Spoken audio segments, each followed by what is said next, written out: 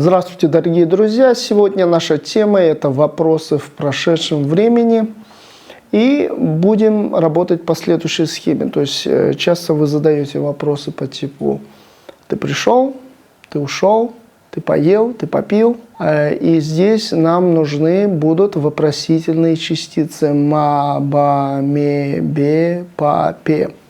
То есть и их мы будем прибавлять уже, собственно, глаголом в прошедшем времени. Из прошлого урока вы знаете, как образуется прошедшее время. То есть вы добавляете к глаголу окончание, если это я, дем, дем, тем, тем.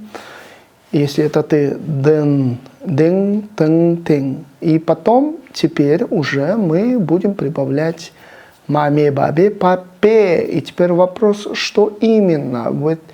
Посмотрим на примере варианта «ты». Например, мы хотим сказать «ты пришел», будет «кель», «ден». И смотрите, последняя буква у нас «не», она является звонкой согласной, к ней мы прибавляем букву «б».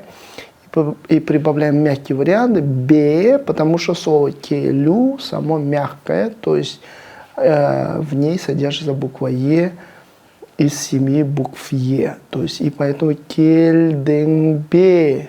А потом, если мы хотим сказать «вы пришли», будет кенгезбе. Давайте возьмем теперь твердое слово. Возьмем слово «желал», плакать. И сделаем теперь «желаденба». Ты плакал? «Желаденезба», вы плакали. Да, друзья, и теперь как же сделать вопрос в третьем лице?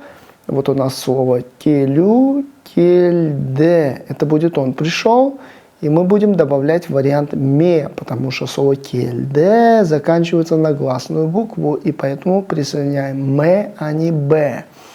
И далее будет «ме», а не «ма», потому что вариант слова мягкий «кельдеме». Кельдеме. Если же будет глагол «жлау» плакать, мы говорим «жладма».